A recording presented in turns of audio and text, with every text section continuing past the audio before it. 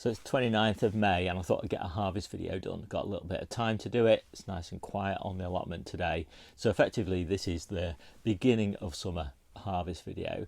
And it looks and it feels like that. We've got a lot of summer veg.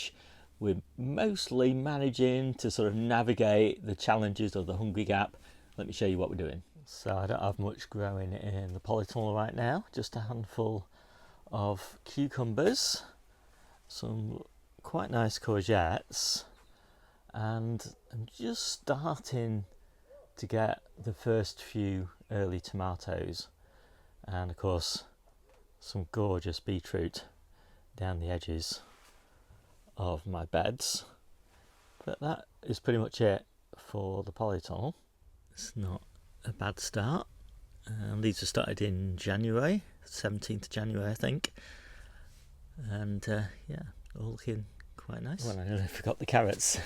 That would have been a bit of a disaster. And so these carrots were planted, sown back in November, I think. And, you know, they're only small, but, you know, that's kind of what you expect at this time of year, you know, small and sweet. So that's the last of the spring carrots. We harvest carrots every week of the year. And fortunately the summer carrots are ready now, and we've got 5 containers of those, and then we're on to the carrots in the ground, which are looking really lovely. So now I'm on to the green onions. We've got plenty of those. A few of them are going to seed, not to worry.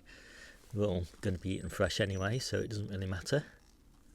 So now I'm on to the flowering brassicas, and we like to have calabrese for most of the year.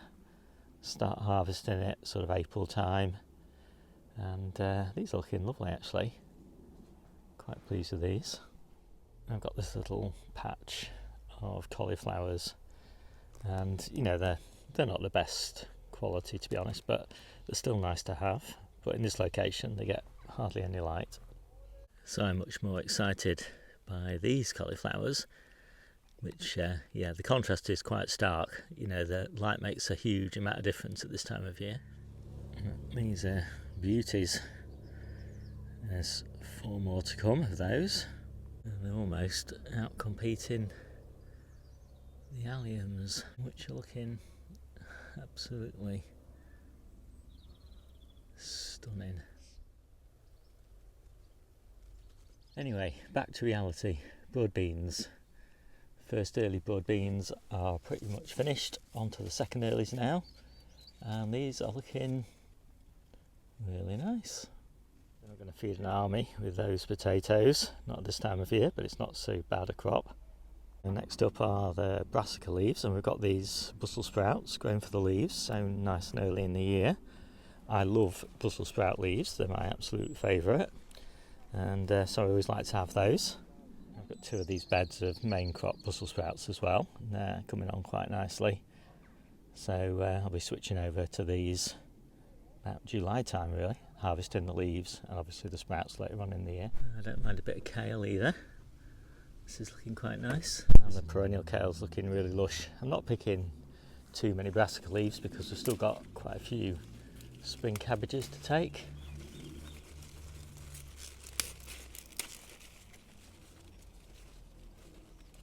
Next up are the peas.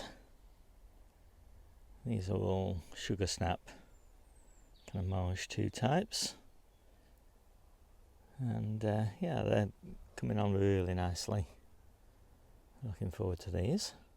And we've finished the spinach now, the true spinach, so now we're on to this New Zealand spinach. We have got some Asian spinach on the way, but won't be ready for a couple of weeks. We don't have any leeks now, but we have elephant garlic, which is in the leek family, and you can just harvest these stems and they're very leek-like. So, negative note, the first early peppers, we've got blossom end rot. It always seems to happen, no matter what I try and do. Just the very first one kind of really off each plant. But on a positive note, the second early strawberries are ready. So I'm back home now. This is where most of the cucumbers are right now. picked 100 cucumbers so far, and we'll probably have another, probably 30 or so to pick this week off these plants. And this is where most of our salad ingredients are coming from, so lots of really nice lettuces, and salad onions,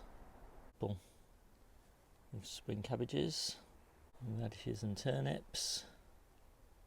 And this is also where the green garlic is. So production is gradually shifting to the back garden as we focus the allotments on what we need for preserves and late summer, autumn, winter and spring. So let's just take a look at the harvest as it finishes up. So here's how that harvest ended up. Quite a nice table full of stuff. Nothing like the massive harvests of spring where we need 2 tables, but pretty nice for summer and the end of the hunger gap. So I'll quickly just skim over. So we've got obviously those cauliflowers, those calabrese, and the broad beans, courgettes look really nice. Green garlic, lovely crop of that, loads of green garlic. And all those lovely carrots, lots of salad carrots there. Strawberries, keep on harvesting strawberries. Beetroot, really pleased with the beetroot this year. Excellent crop for this time of year. Elephant garlic, if I've not mentioned all that already. Just a few onions and some salad potatoes. There's those lovely peas. All the different types of kale. Various different brassica leaves and Brussels sprout leaves. Looking great, lots more underneath here. And then we've got the salad onions, salad onion tops, cucumbers, looking really nice. A few radishes and the salad bases. So pretty happy with that. So it's our objective to harvest this table full every week of the year. We normally manage it. Sometimes in winter we don't quite fill it, and sometimes, like in spring, as I say, we need 2 tables, and in autumn we need 2 tables, but averages out to about a table a week.